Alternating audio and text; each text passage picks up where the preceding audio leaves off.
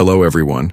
Before we start, make sure to like and subscribe to the channel and leave a comment with where you're from and what time you're watching. That way, YouTube will keep showing you stories just like this one.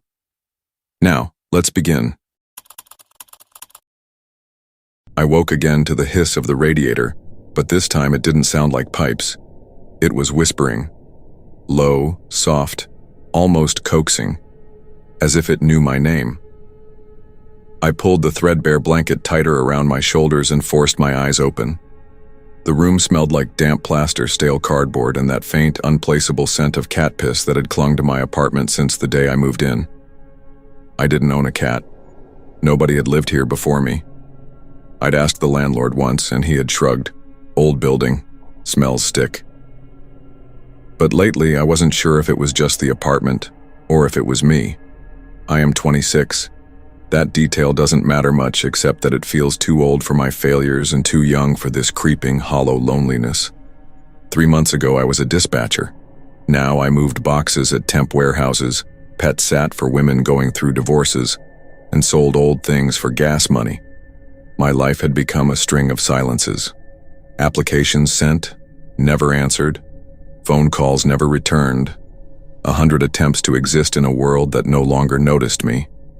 Every morning I woke to a quiet that felt like it had been stitched into my skin overnight. A quiet that made me question if I even existed anymore. It was on one of these nights, hunched over my dented kitchen table, the only light from my laptop casting cold, sickly blue shapes across the walls, that I typed in the words, "Ways to make money fast," like a prayer. I didn't know I was opening the door to a different kind of danger, one that didn't wait for physical entry. The thread I clicked was innocuous enough. Side hustles that actually work. Someone named Broke in Boston posted about secret shopping. Easy, legit, fun even, they said. It sounded like salvation, or at least distraction. The Craigslist ad they linked read, "Seeking mystery shoppers, Ohio, flexible hours, must have access to email and reliable transport. Payouts $35–50 per shop, immediate openings." It smelled like a scam, the way desperation smells when it crawls under your skin, but I clicked reply. 30 minutes later, Denise Weston, a Gmail account but written formally enough to pass as professional, replied with instructions. Fill out your schedule, your PayPal, a few contact details, submit, get paid. Nothing up front. Immediate start. I did it. I filled it out. I hit send. I sat in silence for a long time, staring at the screen like it might rewrite my life. The next day, Denise sent me my first assignment, Mayfair Market, a quiet strip in the suburbs 15 minutes away. Aisle 4, canned goods. Observe employee. Ask about canned tuna. Submit checklist within 2 hours. Bold letters. You must remain anonymous. Do not reveal your identity. I remember walking in that night, hood drawn, shoulders hunched. The store smelled like disinfectant and overripe bananas, and the air was thick enough that I felt it in my throat. I spotted Miles, the employee, a pale man with stringy hair and bloodshot eyes. He moved mechanically, sliding cans onto shelves like he'd forgotten he was alive. Middle of the aisle, left side, he muttered without looking. No greeting, no acknowledgement. I tried to fill the void. Thanks. You too, I said weakly. And then I noticed it. Something in my chest tensed, the hairs on my arms standing. He was everywhere, but not moving. Across the aisle, by dairy, produce, watching, half hidden, just waiting. By the time I reached checkout, I was sweating. Amber, the cashier, smiled at me brightly, scanning my items. Her presence was a relief, a reminder that maybe I wasn't being hunted. But as I stepped outside, hood damp with stress sweat, a shadow passed across my windshield. Miles. He didn't look at me, but the air around him seemed to hum, vibrating, almost wrong. He walked with a tight, frantic energy, disappearing into a black sedan, tires screaming. I drove home in silence, shaking, stomach twisting. The next morning, $40 arrived via PayPal. My next assignment followed, and I didn't think much of the shadow that seemed to linger in the edges of my vision. Until 3 nights later, at Jesse's apartment, curled on his plaid couch, eating chicken from takeout boxes and letting Mako, his mutt, twitch and snore beside us. The apartment was warm, safe, or so it felt, until the bam against the door, hard enough to vibrate through the floorboards. Not a knock, not a tap. A fury that made my stomach drop. We peeked through the blinds. Miles. Same hoodie, hollow eyes, but now almost wet, translucent, like something had hollowed him from the inside and left a trembling shell. He muttered, fists pounding the porch. "I know what you did. You ruined everything." "Call the cops," I whispered. By the time the police arrived, he ran. One officer tackled him. A folding knife was recovered from his waistband. My knees went weak. The detective later told me. His real name, Brandon Miles Henley. Mayfair employee for 2 years. Probation history. Secret shopper report stacking. Girlfriend left him. Rent overdue. Car failed inspection. My report had been the tipping point, but it doesn't explain how he found me. I had used a burner email, no phone, no name. Yet he had come. And the air in the apartment had felt different in his presence. Heavy.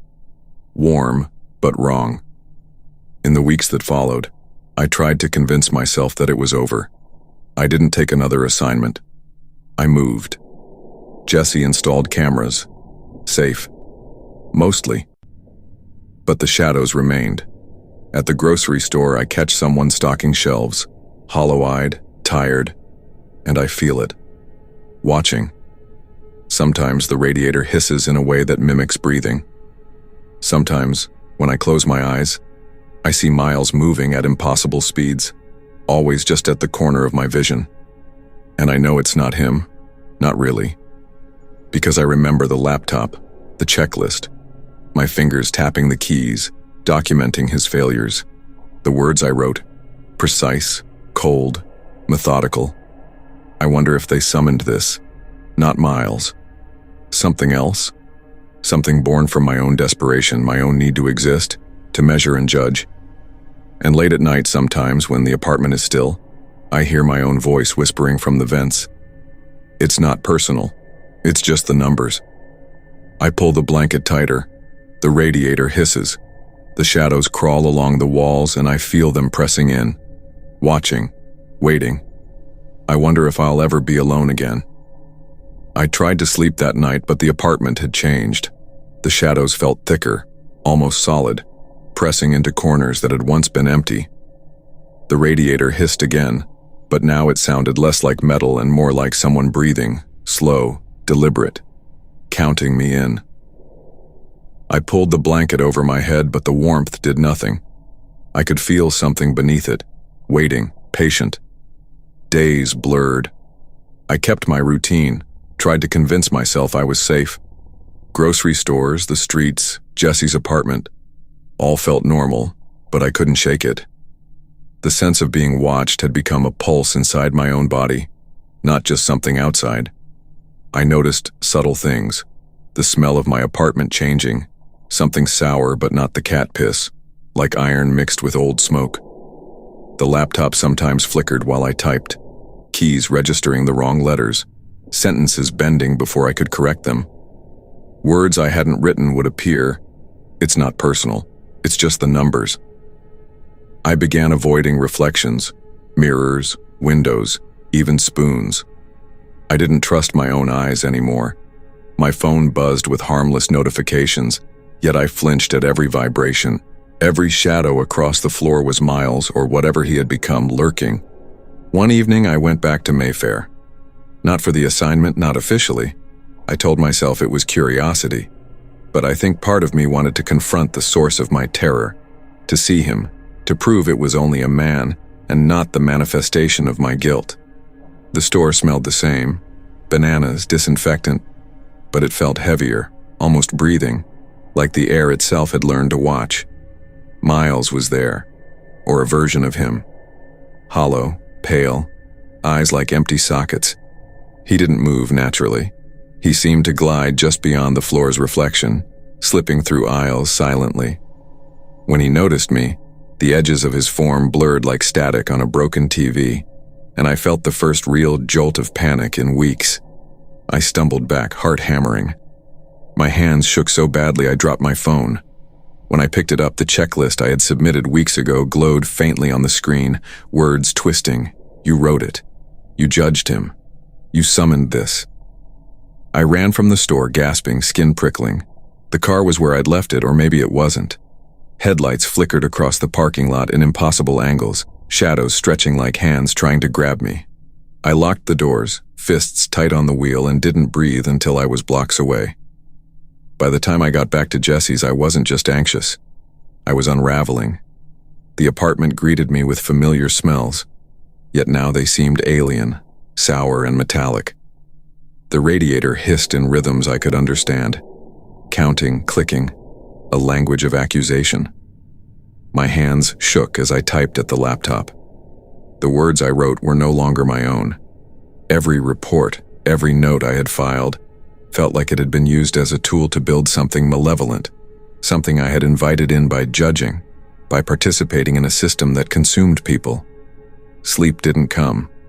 Dreams were worse. Miles, or the thing he had become, was everywhere. In the back of my car, under my bed, standing in the corner of the living room, impossibly tall, impossibly still. Sometimes in the dream, I wrote on my laptop, and the screen bled black. My hands melted into the keys, typing not words but screams. When I woke, the keyboard was normal. Nothing had changed. And yet, the whispering persisted.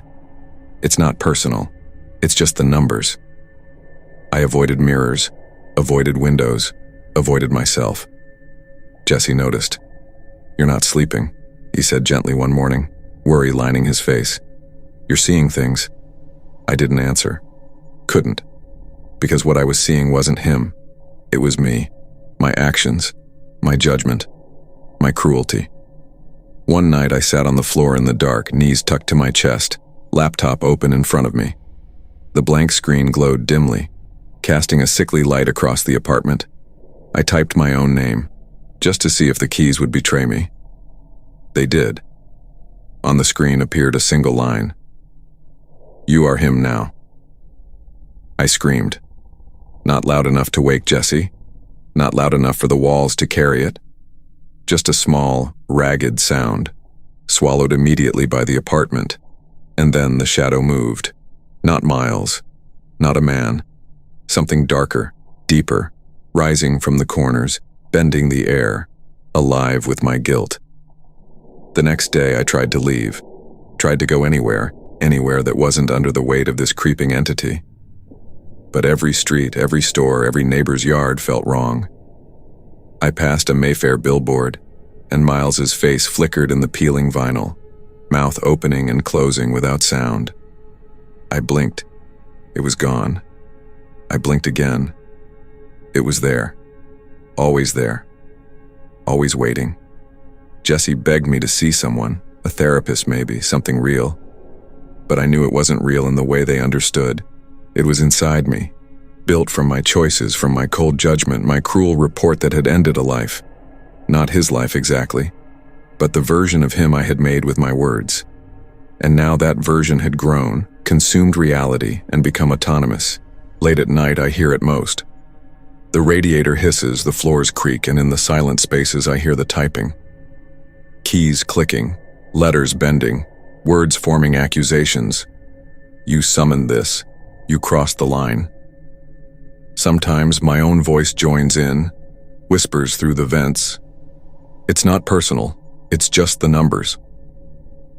And I realize, with absolute horror, it's me, my own voice, my own judgment, my own cruelty, alive and waiting to punish me. Jesse installed cameras at the apartment, safe, mostly. I check them obsessively, though I know it doesn't matter. The shadow is everywhere, or it will be if I let it. The reality outside, the world where police arrest Miles, where my actions seem measured, doesn't matter. The world inside me, the world I built with my fear and judgment, is alive, watching, waiting. I don't take assignments anymore. I don't write reports. I don't judge. I barely leave the apartment. Yet sometimes when I step into a grocery store, I catch someone stocking shelves. Hollow-eyed, pale, movements too slow, too precise. I feel the pulse again, the unnatural weight of expectation and watching. I flinch, even though it isn't real, and whisper to myself, "Not now. Not here." Sometimes I look at the laptop, keys glowing faintly in the dark, and I know. I created this. The cold efficiency of my fingers, my desperate need to exist in a world that ignored me, fed something that learned to feed on me in return. Miles, the man, is gone, or in jail. But the entity, the thing that emerged from my own guilt and cruelty, it is not gone. It is me, and I am it. And at night, when the apartment settles and the shadows stretch long across the walls, I hear it again. Whispering, patient, in my own voice. It's not personal. It's just the numbers. I pull the blanket tight, close my eyes, and pray it will end. But deep down, I know better. Because I am still typing, and it will never stop.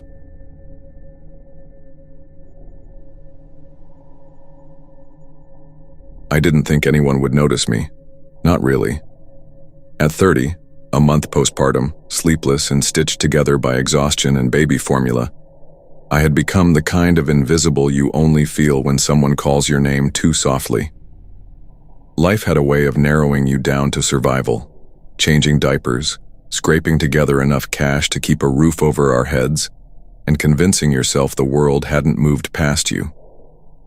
The Craigslist ad caught my eye the way desperation does. Sharp, immediate, promising a little relief. Child care needed Saturday evening. 2 boys ages 6 and 9, $120. Message for address, laid-back household. Chloe M. I hesitated, thumb hovering over the reply button. 2 boys. That phrase knotted something in my chest. Not because I feared children, but because I remembered, painfully, the nights I hadn't slept through my own baby's cries. The helplessness. The sense that no matter what you do, you're failing. That vulnerability felt like a crack, and this ad glimmered over it, offering me purpose, control, cash, anything that might remind me I was more than a frazzled mother. I messaged her. "Hi, I saw your ad. Available Saturday evening, experienced with kids." The reply came fast. "Thanks so much for responding. My husband and I will be out just after 5:30. The boys, Isaac and Dylan, are very easy. Dinner is handled. TV, board games, maybe a book before bed. Quiet night." I laughed nervously at the smiley. Human, I told myself. The words didn't set off any alarms, just regular people. But my gut, the thin line between exhaustion and intuition, twitched. I did my homework anyway. 1585 Brookfield Lane. Quiet cul-de-sac, older houses, nothing screaming danger. I sent Emily the address. "Text me when you get there," she said. "And if it feels off, just leave. No questions." Saturday evening was humid, air sticky in a way that made your skin crawl. I parked on the cracked driveway at 518. The house was a faded blue, paint peeling in long, curling strips. The lawn was half dead, overgrown, and the wind chimes on the porch clinked even though the air was still. The porch light flickered on and off, lazy, uneven, like it was breathing. I knocked. Nothing. Knocked again. A shuffle behind the door. It opened slowly. He was wrong. Late 50s, maybe 60. Gaunt, gray hair, wild, beard patchy. He squinted at me like a puzzle he didn't want to solve. "You the babysitter?" he asked, voice thick and dry. "Yeah, Chloe said around 5:30? I offered, trying to keep my voice steady. Right. She went out with the boys for snacks. Be back in 5. You can come in." The wind chimes gave a soft, eerie clang as I stepped inside. Inside, it was worse than I expected. Dust coated every surface, thick in the air. A sour, almost coppery smell clung to the walls. Piles of yellowed newspapers, boxes stacked in odd towers, one threadbare recliner facing a TV that hadn't been on in years. Not a single toy, no backpacks, no crayons, nothing that hinted at life. "Sorry for the mess," he muttered, shutting the door behind me. The click of the lock hit hard against my chest. "No worries," I said, forcing a smile. My eyes darted to the hallway. "I'm just waiting for Chloe." He nodded vaguely toward the hallway. "Living room's back there. Couch TV, feel free." I sat, fingers clenching the couch cushions until my knuckles hurt. My phone buzzed. "Emily. You good?" Weird vibe, but okay. Chloe not here yet. "Just the husband." The man muttered again as he passed. "Should have been back. Bad timing." Each time, a glance toward me, like a predator checking if prey noticed the trap. The house's silence pressed into me. My chest tightened, sweat pricking my temples. The basement door loomed in my peripheral vision, dark and hungry. Mold, damp wood, and something metallic clung to the air like a warning. "Go on," he said, bright and casual. "They're probably just setting up." I froze. Something was wrong. My mind went in circles. What am I missing? I'm being paranoid, maybe just tired. It's fine. It's fine. Actually, my ride's here early. I gotta go. Sorry. He was in front of me before I reached the door. Voice lowered. "Hang on. You haven't even met the kids." I yanked the deadbolt. Click. Adrenaline shot through me. I ran, across the yard, keys slipping from my grip once before catching, heart hammering, chest tight. I didn't stop until I was parked in a grocery store lot 10 minutes away, breathless, shaking. I called Emily, voice cracking. I spilled everything. "Call the cops. Now," she said. Calm, but her words were like ice down my spine. 2 hours later, an officer called. "We'll send someone out. Follow up," he said. That was it. Routine reassurance. Empty, unsatisfying. Weeks passed. I took a temp job at a pet supply store. Stocked shelves, scooped cat litter, smiled at strangers like a woman whose life wasn't being carved away at the edges by fear. Tried not to think about the basement. Then my phone buzzed. Unknown number. "Hi there.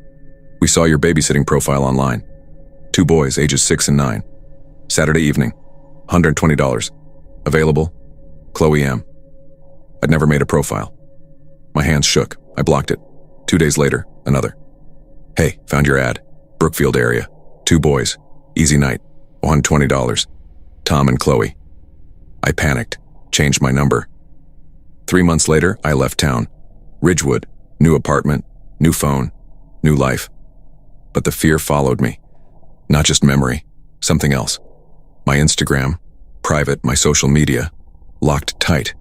Yet every once in a while, a text would arrive from unknown numbers. Not threatening. Just watching.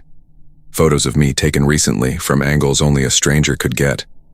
Sometimes from my front door, sometimes in my car, sometimes, terrifyingly, in the kitchen of my new apartment. I realized something horrifying. The ad wasn't random. It had been made for me. Someone had taken my photo, my life, and folded it into a trap I'd walked into willingly. And now, no matter where I went, it followed. I locked the apartment doors, triple-checked the windows, yet every night, my phone would vibrate with nothing more than a new number and a new photo. They weren't just ghosts of Craigslist anymore. They were inside my life, inside me. And I started to understand. There would be no escape. The nights in Ridgewood were supposed to be safe. My new apartment, small and nondescript, should have been a refuge. But safety had a funny way of bending when your past refuses to stay buried.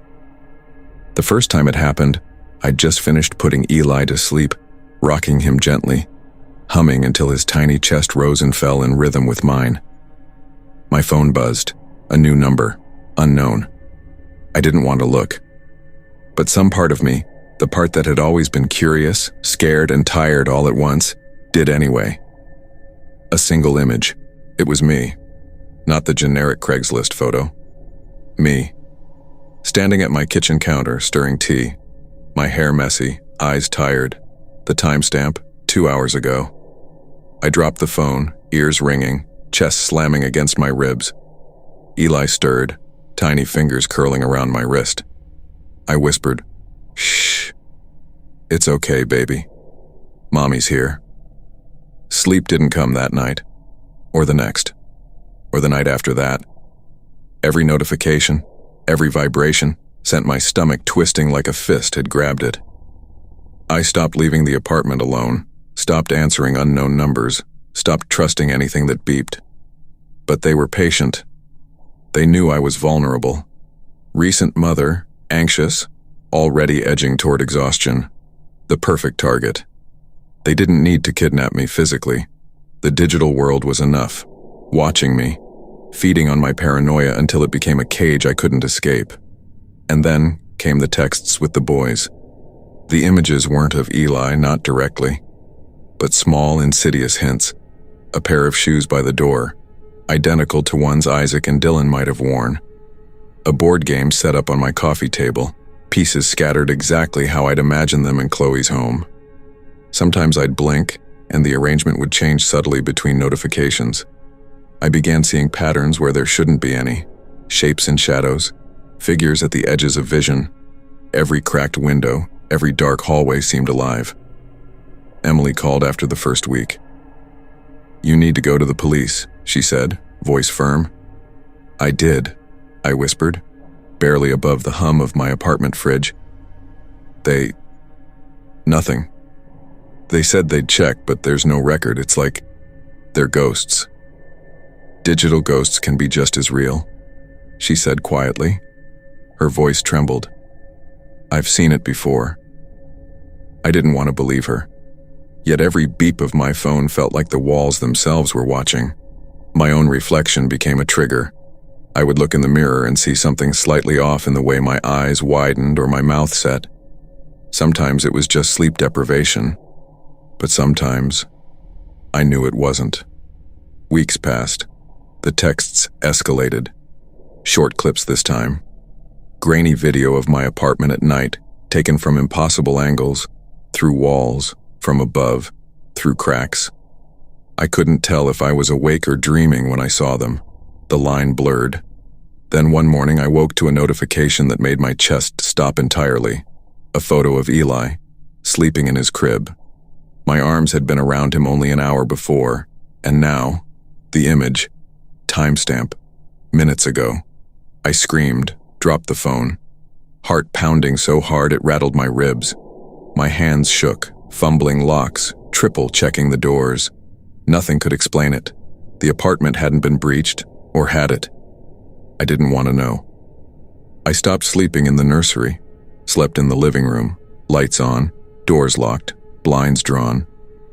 But they adapted. The notifications came while I was awake, the images creeping into my digital world in real time. Not just surveillance, intimate, personal, inescapable. One night, sitting on the couch, Eli finally asleep in my arms, I saw movement on my phone. A new text, unknown number, no message, just a link. My fingers trembled over the screen. Rationality tried to pull me back. Don't click it, don't click it, don't. But the lure was irresistible, and exhaustion had weakened my resolve. I tapped it. The screen went black, then flickered to life. Grainy feed, my apartment, my living room.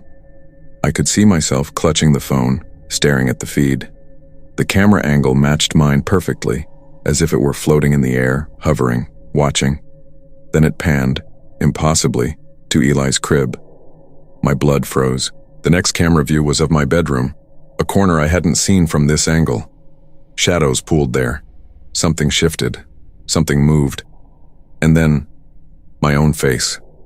Captured from a hidden lens I didn't know existed, reflected in my horror, mirrored in the feed. I dropped the phone. It landed face up. The feed didn't end. My reflection stared back at me from the grainy digital black. My eyes wide, my mouth open, silent scream. And in that moment, the apartment was no longer mine. No space was safe, no walls held privacy, no locks held meaning.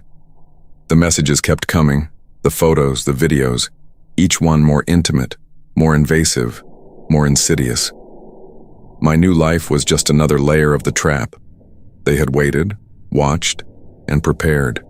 Every move I made, every step I thought was private, was cataloged, documented.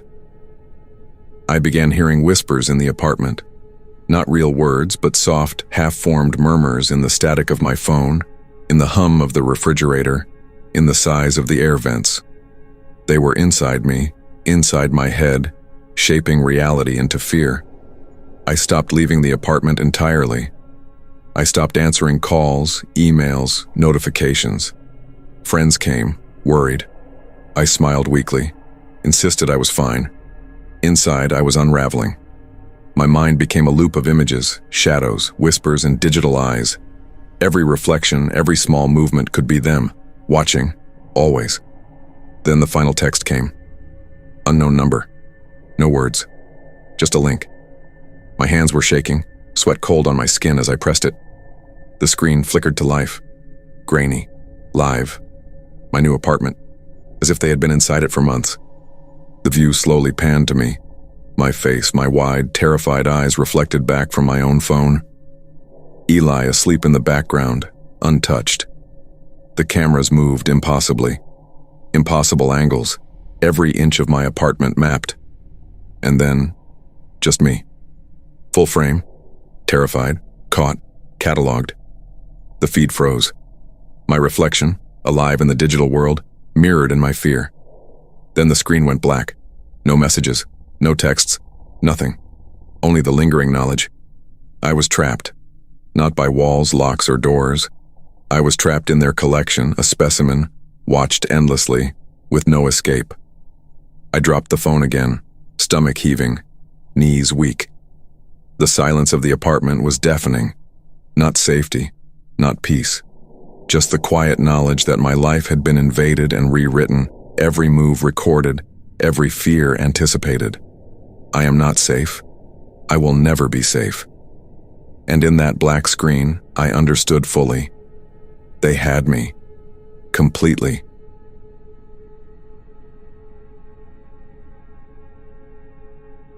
I should have known from the very beginning that something wasn't right. But denial is its own kind of survival. That's the part nobody talks about.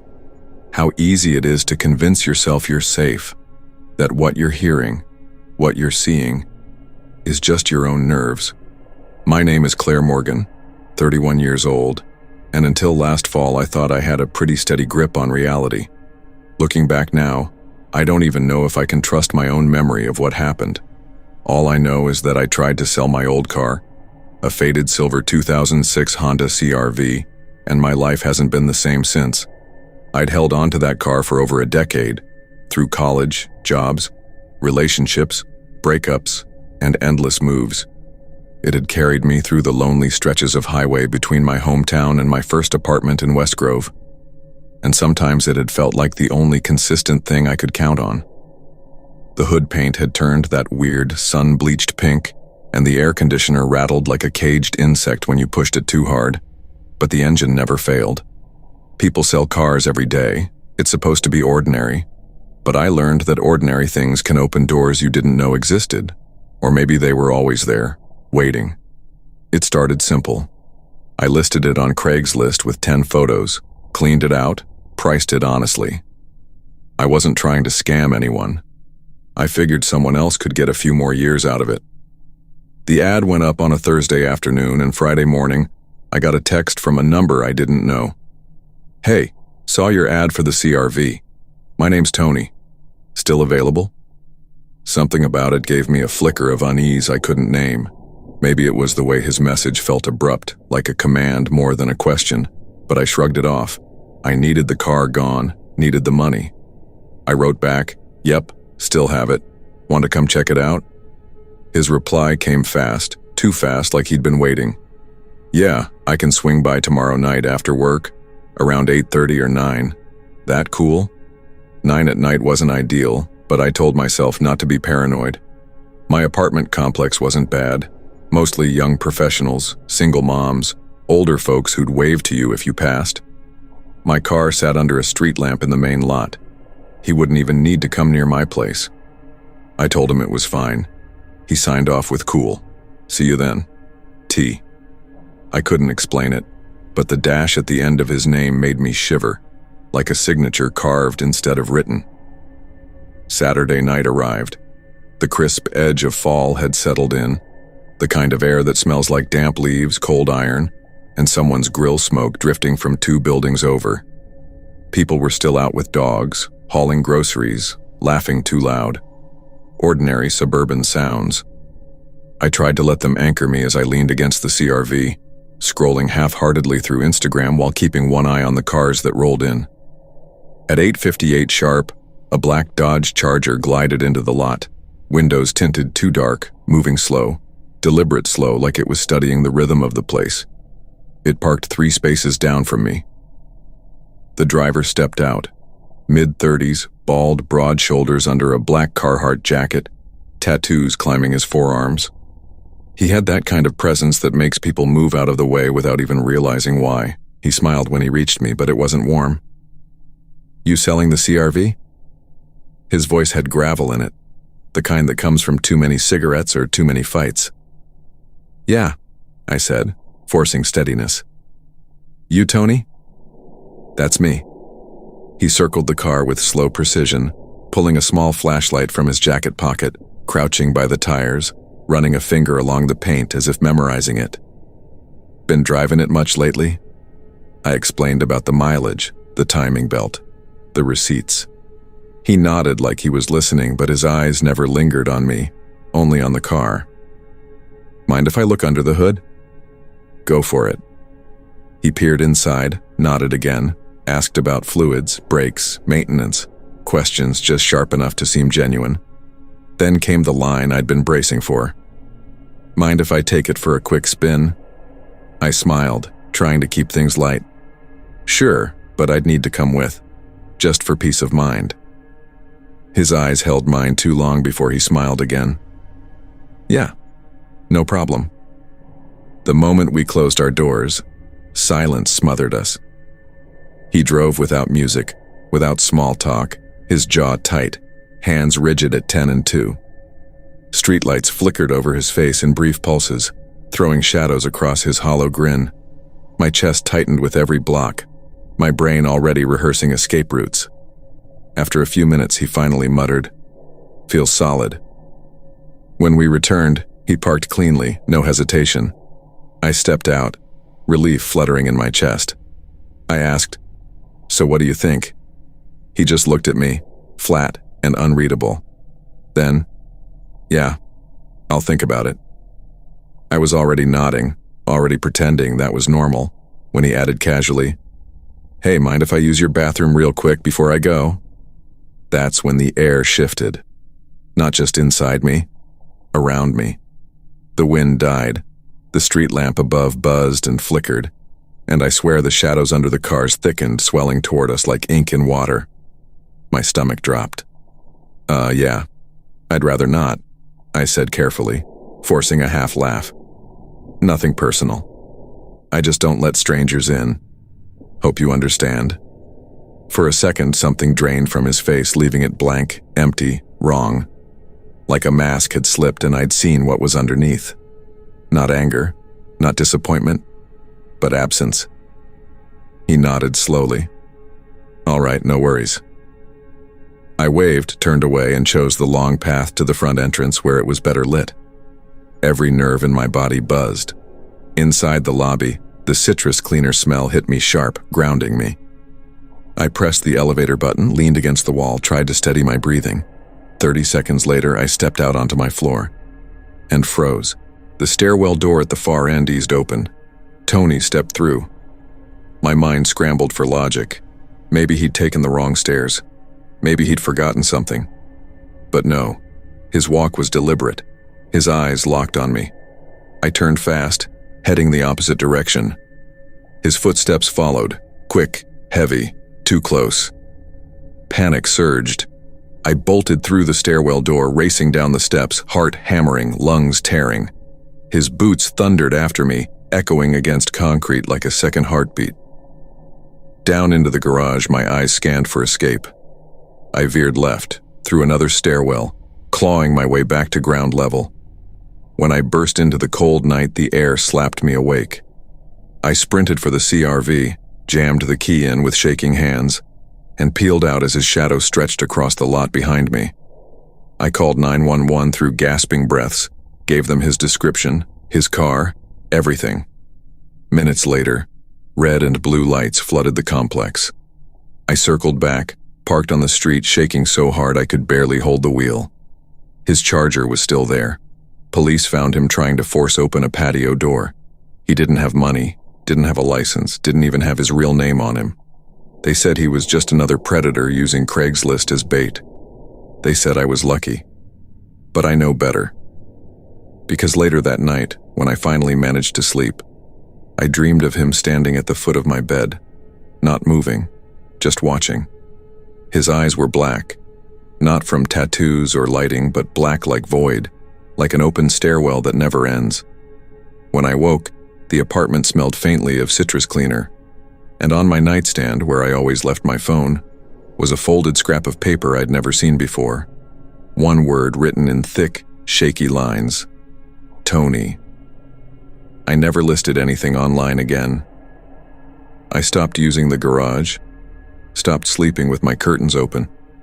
But some nights when the lights flicker and the shadows thicken, I swear I hear his footsteps in the stairwell, always coming closer, always knowing my name. And I wonder, did I ever really escape him? Or did I just let him in without realizing it?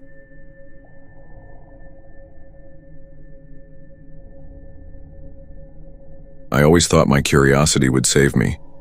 Curiosity was the backbone of my life, the thing that made me feel sharper than other people, safer, because if you saw the shadows first, you had a chance to avoid them. That was the logic I clung to when I was 25 and thought being a journalist was going to matter. When I was writing breathless, late-night blog posts about unsolved murders and small-town scandals, chasing stories like a hound, convinced my instincts would protect me. Even after I quit, after editors stopped taking my calls, after I couldn't convince myself that anyone cared about my stories, I still believed I could sniff out danger better than most. That's the lie that landed me in the worst place of my life, the kind of place where instincts mean nothing, where you learn you're just another mouse wandering willingly into someone else's trap. By then, my life was simple, boring maybe, but stable. I worked nights at a roadside hotel just outside of town, the kind of budget chain that smelled like mildew soaked into the drywall and burnt coffee cooked into the counters, a way station for truckers, families on the road, couples who wanted to be unseen. My shifts bled together, the rattle of old vending machines, the hum of the desk fan, the glow of the security monitors throwing pale light onto my skin. I told myself I liked it, and in some ways I did. It gave me cover to be alone with my thoughts, to pretend my solitude was a choice. After midnight, it felt like the world forgot about us. No traffic, no noise, just me, fluorescent buzz, and silence so thick it pressed on my chest. But silence is never empty. It breathes, it scratches, it waits. That's when I'd scroll Craigslist. Not seriously, just habit. Old instincts. It wasn't the apartments or the jobs that got me. It was the free stuff. People's discarded junk, artifacts of their lives thrown online like confessions. I'd laugh at the half-broken exercise bikes, the stained armchairs, the boxes of miscellaneous. It was voyeurism in miniature, a safer way to scratch my investigative itch. Then one night at 2:13 a.m., while eating a gas station tuna sandwich that made my jaw ache with every bite, I saw it. 50-inch LG flat screen, lightly used. The post was barely half an hour old, and the photos, something about them hooked me instantly.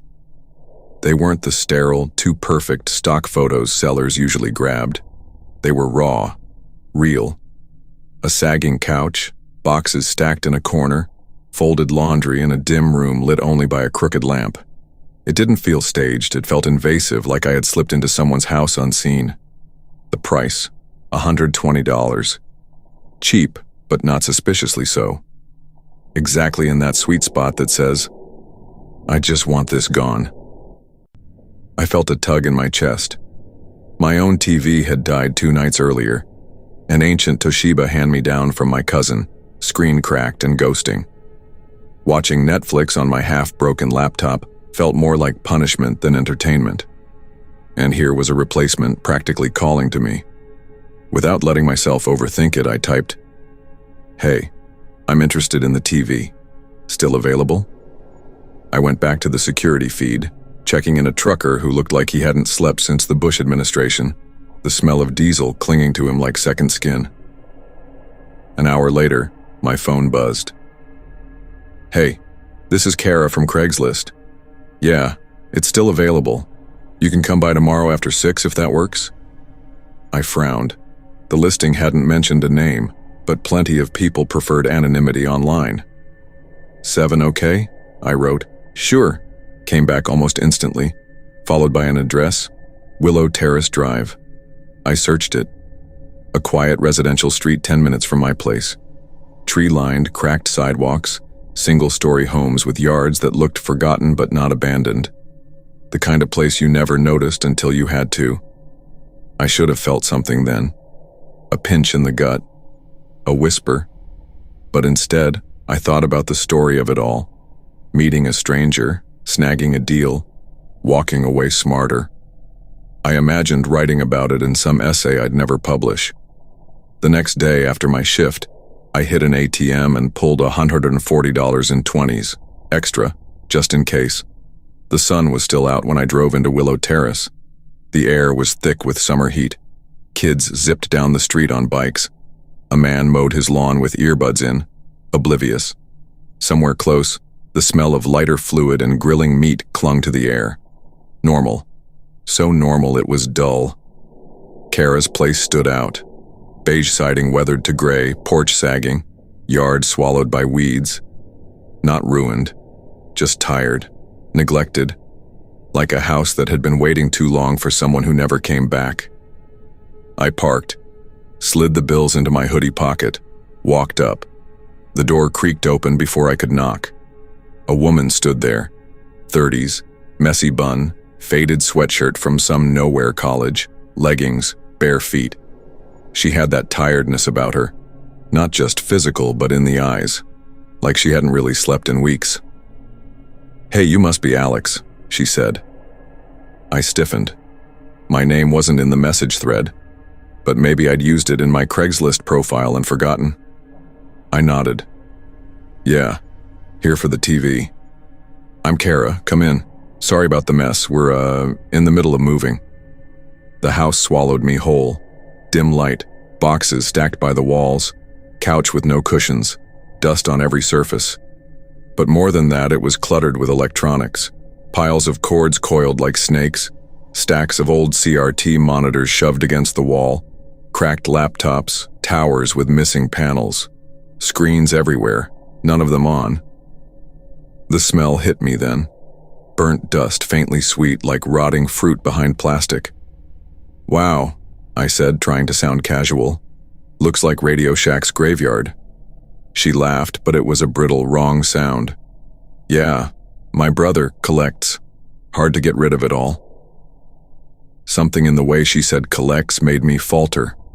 My reporter's instinct stirred, uneasy. "It's back in the bedroom," she said, motioning me down the hall. The hallway was narrow, claustrophobic. The carpet was flattened with dark footprints as if someone had been pacing. The air was colder here, unnaturally so. I forced myself forward, ignoring the prickle racing across my arms. She opened the last door on the right. Right in here. The room was empty, 4 walls, drawn blinds. No furniture, no TV. Just blank space that smelled faintly metallic, like blood wiped clean. The door slammed shut. I spun, grabbing the knob. It rattled but didn't turn. "Kara?" My voice was too high, too tight. "What the hell is this?" No answer, just muffled voices through the wood. Hers, sharp and urgent. A man's, low, clipped, almost mechanical. I pounded the door. "Open it, I swear I'll call the cops." I grabbed my phone, no signal, not a single bar.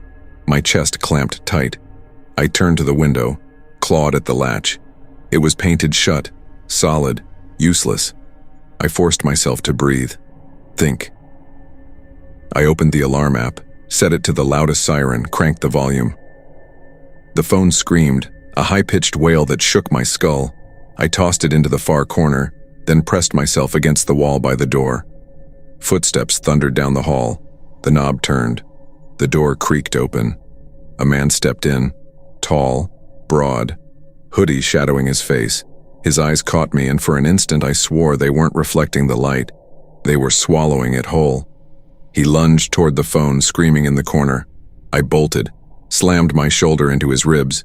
He grunted, staggered, but his hand clawed at the air just inches from my shirt. I shoved past him, running blind down the hallway. Kara stepped out of the living room, arms raised. "Wait," she called. I ducked under, shoved her aside, stumbled over a box, caught myself, didn't stop. The front door flew open, porch boards groaning as I barreled across them. My car. My hand shook so hard I dropped my keys twice before stabbing the ignition. The engine roared, tires screeched. In the mirror, they stood together on the porch. Watching, not chasing, just watching. I didn't breathe until I hit the lights of a gas station. I ran inside, begged the cashier to call the cops. When they arrived, I spilled everything. Kara's name, the address, the Craigslist post. We drove back. The house was dark, curtains drawn, silent, empty. A neighbor shuffled out, squinting in the flashing lights. "That place? Nobody's supposed to be there. Owner's gone all week. Business trip." Craigslist post? Deleted. Kara's number? Disconnected. My phone, the one I'd thrown? Gone. The cops shrugged. "Scammers, happens. Lucky you got out." But they hadn't seen his eyes. Eyes that drank in light instead of reflecting it. Eyes that felt like they'd already memorized me. I didn't sleep well that night, not with the glow of the new television humming faintly from across the room. I hadn't even turned it on, but somehow it gave off a presence, like a breathing thing in the corner. Every time I stirred awake, I felt my eyes drifting toward it, expecting something. Movement, a shadow, a flicker. Nothing came, only the cold black mirror of the screen, reflecting back a warped version of my own bedroom. By morning, I convinced myself it was paranoia, leftover nerves from Kara's house. That place had been a nightmare, every hallway full of old electronics stacked like tombstones, cables snaking like veins across the floor. The way the man's eyes seemed to drink in the light, the way Kara smiled too long, her lips never quite matching the warmth of her tone. It had all burned itself into me. But this was different, I told myself. The TV was just a TV. I'd tested it the night before, hooked it up, flipped through channels. It worked, grainy but functional. Nothing supernatural about a little static. Still, I couldn't shake the unease. That afternoon, while nursing a cup of coffee, I noticed something odd on the Craigslist page. The ad for the free TV, must pick up tonight, was gone. Vanished. Replaced instead by a new post. Vintage laptop, works great, free. No picture of the laptop, just a blurry photo of the same unkempt living room I'd stood in 2 nights ago. My stomach dropped. Kara was still at it. I wanted to close the page, shut the laptop, and walk away, but something inside me, part instinct, part leftover journalist's curiosity, pulled me deeper. I searched her number, the address she'd given me, every detail I could remember. Nothing came up. No trace of Kara or the man. It was as if they only existed through those ads. That night, the TV turned on by itself. I woke to a soft buzz, the kind of static hum that pulls you from sleep. The screen glowed faint gray, snow drifting across it. But layered inside the static were flickers, faces, shapes, blurred figures that vanished the second I focused on them. My heart hammered, yet I sat frozen on the edge of my bed, staring. Then I saw one clearly. A woman, mid-30s, pale, her hair tangled. She was screaming, though no sound came through, her mouth wide with terror before the static swallowed her again. I tore the plug from the wall. The screen stayed on for 3 long seconds after. That was when I realized the truth. It wasn't a television. At least not in the way I understood them. The following days blurred together. Work was impossible. I kept checking Craigslist, refreshing the page like an addict. Each time there was a new item. A printer, a tablet, a bundle of old cameras free. Always free, always bait, and always the same background. The house. Sometimes I thought I saw movement in the photos. A figure standing far back in the frame, blurred but present. I didn't tell anyone. Who could I tell? That I'd picked up a cursed TV from a Craigslist ad? That it showed me people trapped inside static? My friends would laugh. My coworkers would tell me to get some sleep, so I dealt with it alone. One night, as I sat in front of the dark screen, daring it to flicker, I thought about my old life as a reporter. I'd covered crime, corruption, messy cases of fraud and theft. I had prided myself on my ability to sniff out lies, to read danger before it struck. That arrogance was what had driven me into Kara's house in the first place. And that arrogance was why I couldn't let it go. I needed proof. So I set up my phone to record the TV, left it rolling through the night. In the morning I found hours of static, except for one moment. At 3:12 a.m. the screen lit up with a face. Not a stranger this time. Mine. I was asleep in bed, tossing restlessly. The angle was wrong. It wasn't my phone recording me. It was another camera, a hidden one. And somehow the feed was being broadcast through the TV. That was the moment I stopped being curious. That was the moment I got scared. I ripped apart the TV looking for a camera, some explanation. Inside I found nothing but dust and wires. Yet when I plugged it back in, the feed returned. Me, in my apartment, sleeping, eating, pacing. Always from slightly different angles, as if cameras had been planted in places I hadn't found. I tore through my apartment like a maniac. Checked the vents, the smoke detector, the corners of every room, nothing. No lenses, no wires. Still, the feed continued. Kara and the man weren't just collectors. They were watchers, hunters. And I was their newest exhibit. The breaking point came a week later. I woke to static again, but this time, no faces in the blur. Instead, text. White letters cutting through the gray. Look behind you. I froze. My breath stuck in my throat. Slowly, I turned. Nothing was there. When I looked back, the text had changed. Not yet. I didn't sleep that night. I didn't sleep the next either. Paranoia ate me alive. I taped over the TV. I wrapped it in blankets, shoved it into my closet. But the glow seeped out anyway, faint static hissing through the dark like whispers. The last straw was Craigslist. One evening while scrolling, I saw a new ad posted under Kara's account. Free TV, works great, must pick up tonight. Only this time the photo wasn't of Kara's house. It was my apartment. The TV in the photo was mine, wrapped in blankets, shoved into the closet. And standing just behind it, blurred but visible, was me. That was last night. As I write this now, the TV has turned itself on again, louder than before. I can see my living room on the screen, the exact angle from where I'm sitting. My own terrified face stares back at me, hands trembling over the keyboard. I think I finally understand. Kara and the man weren't luring people for money or possessions. They were building something, a collection of lives trapped in their machines, broadcast to whoever dared to look. And now I'm one of them. If you're reading this, stay off Craigslist. Don't trust the free ads. Don't bring home what doesn't belong to you, because sooner or later, you'll see your own face staring back at you from the static.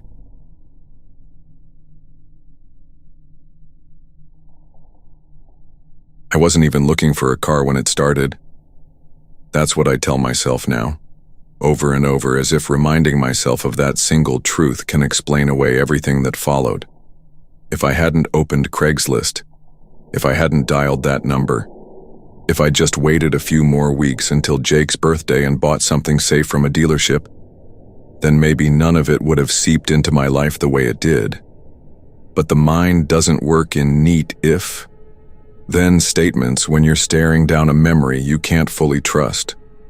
All it gives you are fragments, jagged edges, flashes of light and shadow that don't line up the way they should. Jake had been relentless.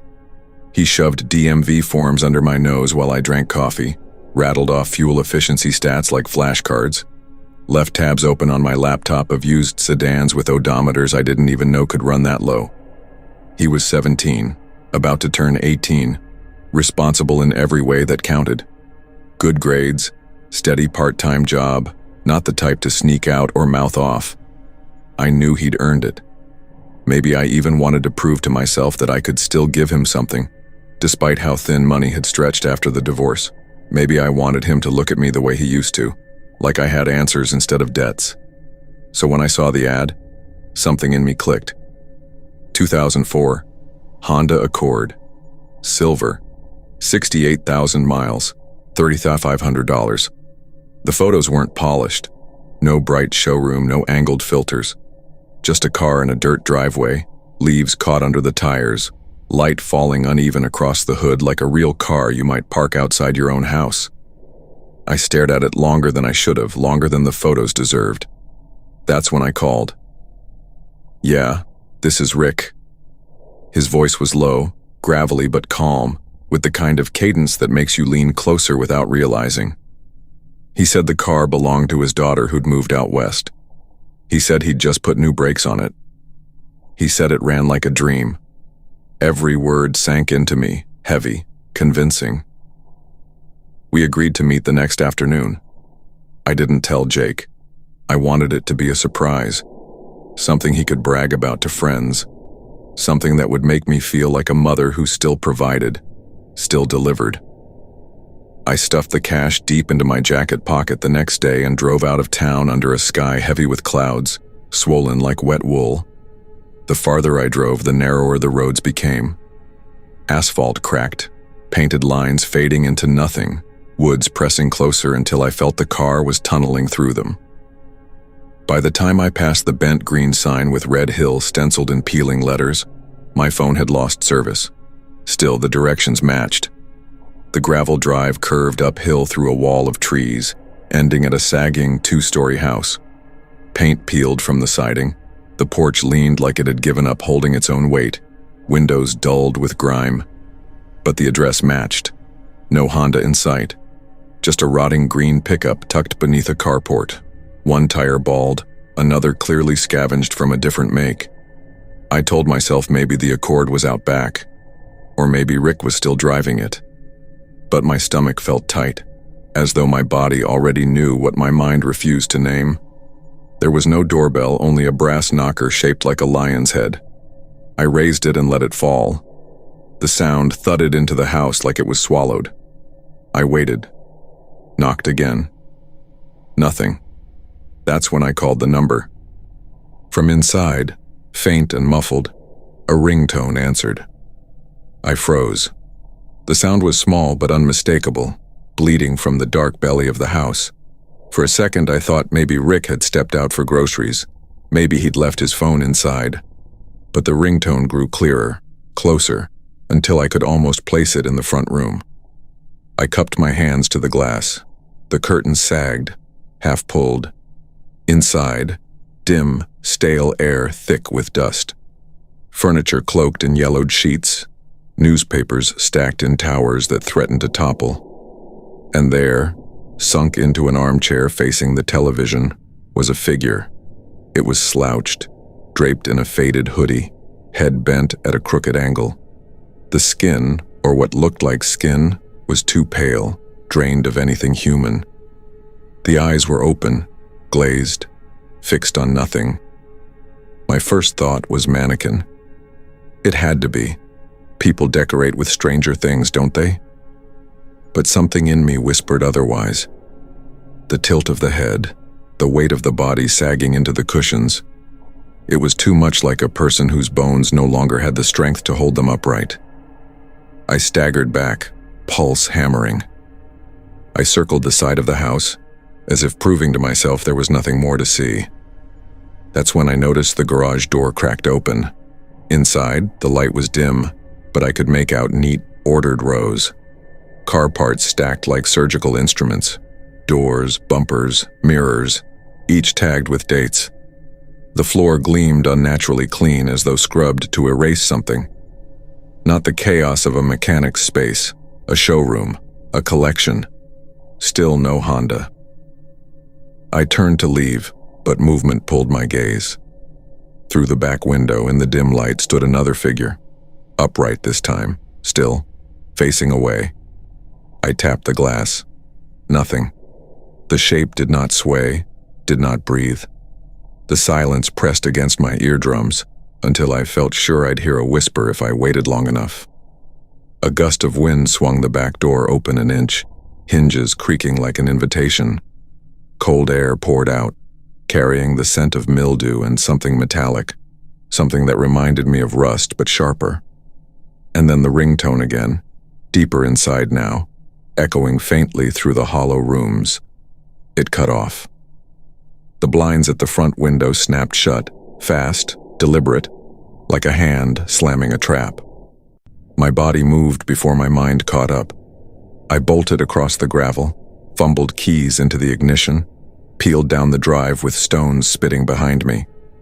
I didn't stop until I reached the highway, chest heaving, eyes slicing the rearview mirror again and again, certain that old green pickup would lurch onto the road behind me. It never did. That night I couldn't stop replaying it. The chair with its slumped body, the blinds snapping shut, the orderly garage. I told myself it had to be mannequins, taxidermy maybe, something explainable. But the explanation collapsed each time I tried to hold it. Because it wasn't just what I'd seen. It was how the air had felt inside that place. Dense, suffocating. Like standing too close to a turned-off engine, still radiating heat. The next morning, against my better judgment, I went to the police. I told them everything except the part about the pale body. I couldn't bring myself to say it out loud. The officer typed while I spoke, his face unreadable until I mentioned the ad vanishing the second I drove away. "You'd be surprised how often we get calls like this," he said, eyes flicking up. "Craigslist, fake meetups. Sometimes it turns out worse." "Worse?" I asked. He didn't answer. Days passed. I tried to fold myself back into routine. Work, bills, dinners Jake mostly ignored in favor of his phone. But every quiet moment slid back to that driveway. Every silence threatened to hold another faint ringtone. Then came the call. A detective's voice on my voicemail. The house was vacant, confirmed by bank records. Rick didn't exist. No vehicles were registered there. The green pickup was gone. But in the basement, hidden behind a panel, they found photographs. Dozens of them. Grainy, disposable camera snapshots of strangers standing at that porch. Some smiling, some nervous, some caught off guard. One photo showed a man circling the house, caught mid-step on the gravel. Another showed me. The detective's voice lingered in my ear long after the message ended.